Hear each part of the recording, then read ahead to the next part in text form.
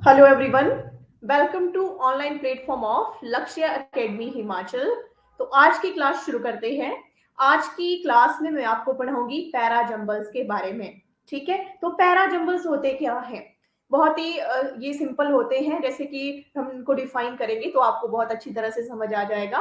तो चलिए शुरू करते हैं पैरा जंबल से। पैरा जंबल क्या होते हैं? Para jumble literally mean jumble paragraph. क्या होते हैं?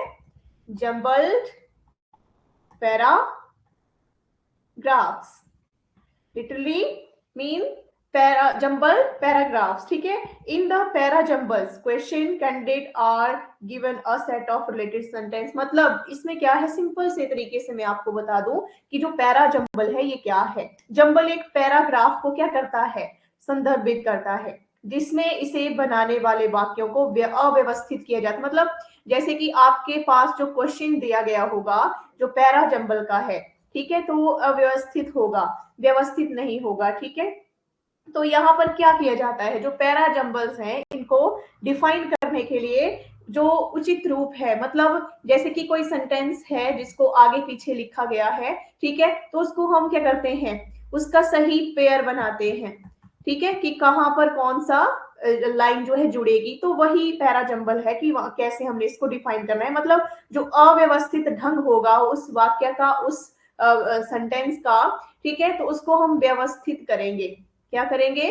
व्यवस्थित करेंगे, सही रूप से उसको डिफाइन करेंगे। ठीक है, तो इस तरह से इसके जो एग्जाम्पल्स रहेंगे, कुछ एग्जाम्पल हम करेंगे इसमें।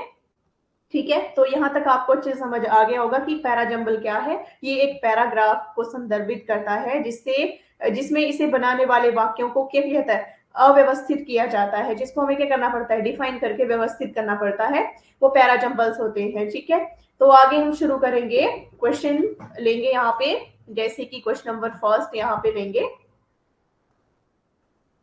तो क्वेश्चन है, given low are four jumbled sentences. Select the option. Select the option that gives their correct order. Their correct order। तो यहाँ पे एक क्वेश्चन हम लेंगे जिसमें जैसे कि ऑप्शंस में हम इसको लेंगे। ठीक है, तो यहाँ पे जो है given below are four jumbled sentence, मतलब यहाँ पर जो है हम चार मतलब अव्यवस्थित वाक्य जो है वो लिखेंगे। ठीक है, और जो सही जो ऑप्शन होगा उसको हम चूज करके उसको क्या करेंगे, सही क्रम में उसको डिफाइन करेंगे। ठीक है, तो कैसे, जैसे कि यहाँ पे option A, it is called the atmosphere।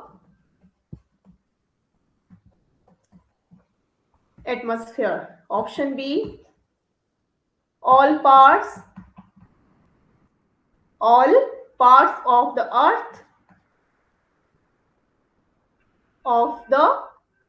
earth are surrounded by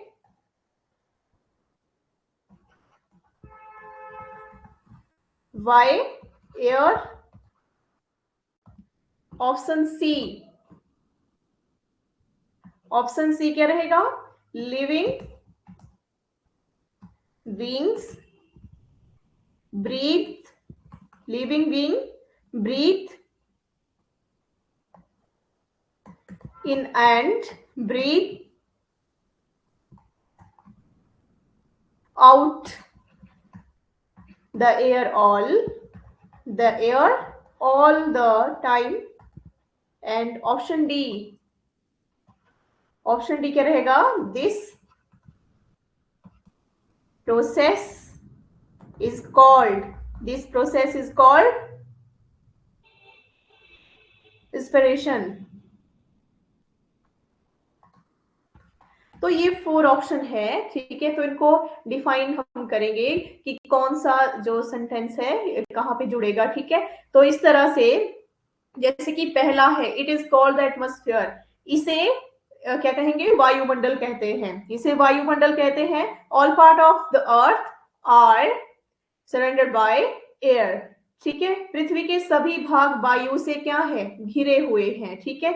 इसके अलावा living being breathe in and breathe out the air all the time, मतलब जीवित प्राणी हर समय हवा में सांस लेते हैं और छोड़ते हैं। और ऑप्शन डी जो है, इस प्रक्रिया को श्वसन कहते हैं, ठीक है। तो यहाँ पे जो A B C D option हमने दिए लिए हैं 4, तो यहाँ पे जैसे कि ऑप्शन किस तरह से आपको आते हैं, जैसे कि ऑप्शन एक जो रहेगा, जैसे कि B D A C, second B A D C, third C A D B and fourth C D B A. तो यहां से हमें इन 4 ऑप्शन में से चूज करना होता है कि कौन सा सही है, लेकिन जो आपको यहाँ पे ऑप्शन दिए हैं इनको डिफाइन करके।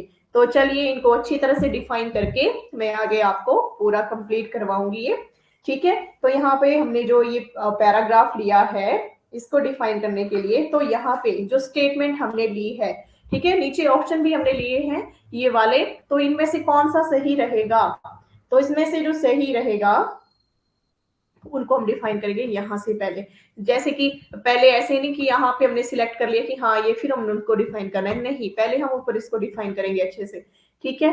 तो यहाँ पे जो मैंने पैराग्राफ ही लिखा है, ठीक है, तो यहाँ पे ऑप्शन बी को अगर हम देखें, तो ऑप्शन बी क्या है, all parts of the earth are surrounded by air, मतलब मैंने आपको बता दिया है इसका, ठीक है। तो यहाँ पे जो ऑप्शन बी है वो क्या है, इंडिपेंडेंट है, क्या है, स्टेटमेंट बी इज इंडिपेंडेंट, ठीक है।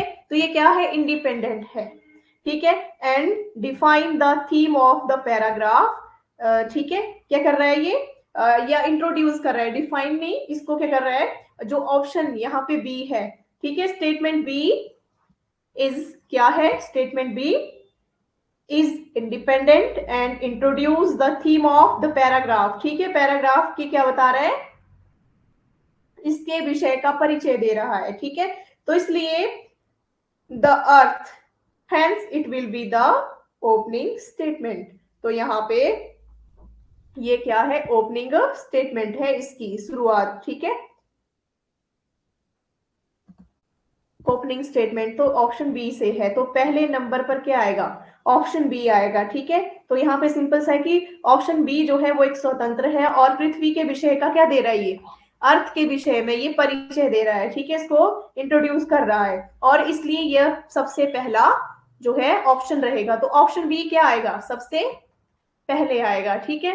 अब नेक्स्ट, ये तो आ गया पहला, ठीक है, दूसरा क्या रहेगा इसमें, सेकंड। तो यहाँ पे ऑप्शन कौन सा आएगा, तो हमने ये तो पढ़ लिया है पूरा, ठीक है। तो यहाँ पे इसके बाद it is called the atmosphere, all parts of the earth are surrounded by air, it is called the atmosphere. तो सेकंड ऑप्शन जो है, ऑप्शन ए क्या डिफाइन कर रहा है, option A, statement A define that its surroundings are called atmosphere, hence A will come after B. तो B के बाद क्या आएगा, ऑप्शन ए आएगा, तो सेकंड जो है ये रहेगा, ठीक है। बी के बाद क्या गया, A, all the part of earth are surrounded by air, it is called the atmosphere, ठीक है। बहुत ही सिंपल है, बहुत ही इजी तरीके से मैं आपको ये करवा रही हूँ, बहुत अच्छे से, ठीक है। तो सेकंड ऑप्शन क्या आ गया इसमें, बी के बाद ए आ गया, ठीक है। अब थर्ड देखेंगे कि थर्ड क्या आएगा, तो थर्ड इसमें क्या रहेगा, थर्ड इसमें आएगा ऑप्शन सी ही आएगा, ठीक है। तो इसके हिसाब से C, living beings breathe in and breathe out the air all the time, ठीक है। तो ये आएगा ऑप्शन सी इसमें थर्ड नंबर पे, ठीक है। तो कैसे सांस लेना और छोड़ना जो है श्वसन कहलाता है, इसलिए सी के बाद सॉरी इसके बाद क्या आएगा, ए के बाद सी आएगा, ठीक है।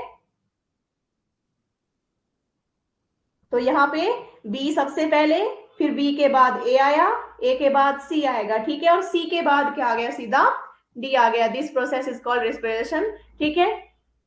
तो ये जो है लास्ट जो व्यवस्था बोलेंगे या लास्ट जो ऑप्शन है वो रहेगा डी, ठीक है। तो क्या बन गया, बी ए सी डी, ठीक है। तो यहां पे इस क्वेश्चन का राइट आंसर क्या रहेगा,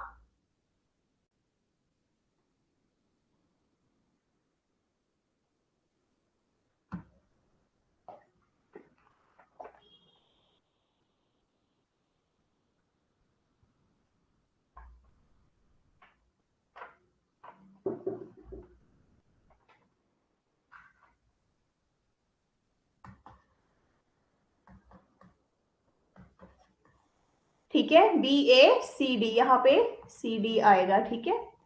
बी ए सी डी जो है ऑप्शन रहेगा, ऑप्शन सेकंड जो है यहाँ पे राइट है, बी ए सी डी, ठीक है। तो ये इसका राइट ऑप्शन रहेगा, यहाँ पे ऑप्शन शायद ये गलत लिख दिया था, ठीक है। बी ए सी डी इसका राइट रहेगा। तो इस तरह से आप जो है पैरा जंबल को बहुत आसानी से डिफाइन कर सकते हैं, ठीक है। तो इस तरह से अब नेक्स्ट क्वेश्चन हम लेंगे यहाँ पे।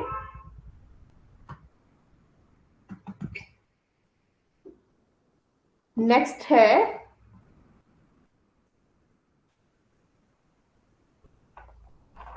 क्वेश्चन है गिवन, वही फिर से जैसे क्वेश्चन, ठीक है। तो यहां पे ऑप्शन हम लेंगे P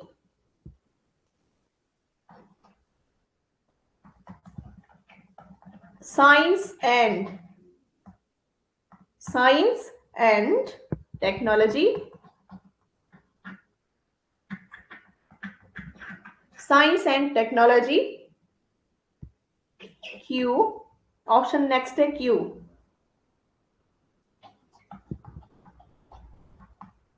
short to base its are the founders of independent India and PQRS development on. तो यहाँ पे एक ये छोटा सा हमने एक और सेंटेंस लिया है, ठीक है। तो इसको हम डिफाइन करेंगे, ठीक है। तो मतलब क्या हुआ, यहाँ पे जो चार अव्यवस्थित वाक्य है PQRS जो है यहाँ पे जो हमने लिए, ठीक है। तो यहाँ से हम सही जो है ऑप्शन को चुन के इनको डिफाइन करेंगे, ठीक है। तो यहाँ पे पहला ऑप्शन जो है साइंस एंड टेक्नोलॉजी, विज्ञान और प्रौद्योगिकी बोलेंगे, ठीक है, ठीक है। इसके अलावा शॉर्ट टू बेस इट, इसके आधार बनाने की मांग की, ठीक है। और इसके अलावा द फाउंडर्स इंडिपेंडेंट इंडिया, स्वतंत्र भारत के संस्थापक और विकास पर। तो कैसे हम इसको डिफाइन करेंगे, जैसे कि बहुत सारे स्टूडेंट कंफ्यूज रहते हैं कि इस तरह के कोई सेंटेंस रहते हैं तो कहाँ पे क्या लगाया जाएगा, बिल्कुल भी नहीं पता होता है। तो कैसे हम इसको डिफाइन करें, तो जैसे कि ये पैराग्राफ या ये सेंटेंस जो हमने यहाँ पे लिया, तो यहाँ पे the easiest way of solving, बहुत ही आसान तरीका इसको सॉल्व करने का क्या है, ठीक है, या इस सेंटेंस को हल करने का सबसे आसान तरीका एक पेयर को ढूंढना। तो इसमें सिंपल सा है कि हम पेयर को ढूंढेंगे, ठीक है। तो यहाँ पे पेयर्स जो है वो कैसे बनेंगे, the first pair will be India short because subject plus verb है, ठीक है। क्या है, इंडिया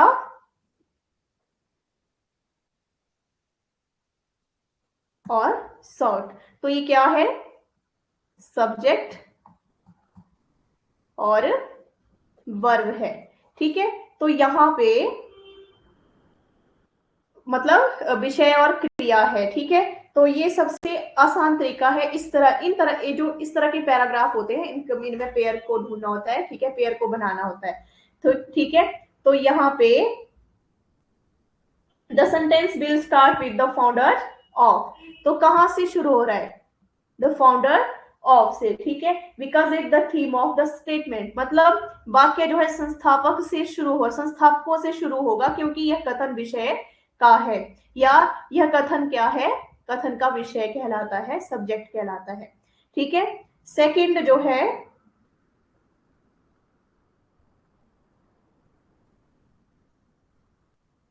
सेकंड इसमें जो है साइंस,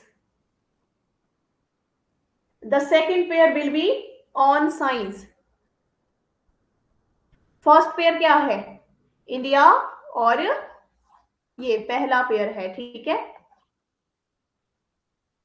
सेकंड पेयर क्या बताया मैंने आपको, और जो सेंटेंस है, सेंटेंस विल स्टार्ट विद, कहां से, द फाउंडर्स ऑफ, ठीक है। और second pair will be on science,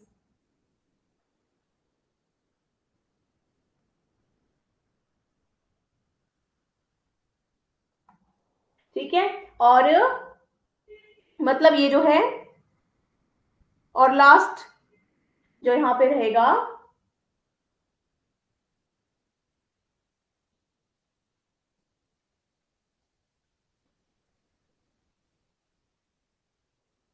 the final agreement will be, क्या रहेगा, तो फाइनली हम इसको जो डिफाइन करेंगे, जैसे कि हमने ये इसको समझा, तो फाइनली क्या आएगा, सबसे पहले आएगा the founder of independent India, क्या आएगा, the founder of independent India, first option R. Second option क्या आएगा, the founder of independent India short to base it, second आएगा क्यू, ठीक है, सेकंड क्या आ गया, Q, short to base its, ठीक है। थर्ड आ गया एस, डेवलपमेंट, ये थर्ड ऑप्शन आएगा, ठीक है, डेवलपमेंट ऑन, और फोर्थ आ गया पी, ठीक है, साइंस एंड टेक्नोलॉजी। तो इस तरह से डिफाइन होगा, ठीक है। तो राइट ऑप्शन क्या रहेगा, यहाँ पे राइट ऑप्शन क्या बनेगा, आर क्यू एस पी, ठीक है, ऐसे। तो सबसे पहले क्या आएगा, आर, ठीक है, सेकंड क्या आएगा, क्यू, और थर्ड आएगा एस, और लास्ट आएगा पी। तो सिंपल सा अर्थ क्या हुआ इस पूरे ही सेंटेंस का, जो पेयर हमने बनाए, स्वतंत्र भारत के संस्थापकों ने इसके विकास को विज्ञान और प्रौद्योगिकी पर आधारित करने की मांग की। The founders of independent India sought to base it development on science and technology. बस बहुत ही सिंपल है, तो इस तरह से आप इसको आसानी से डिफाइन कर सकते हैं। तो इस क्लास में मैंने आपको बताया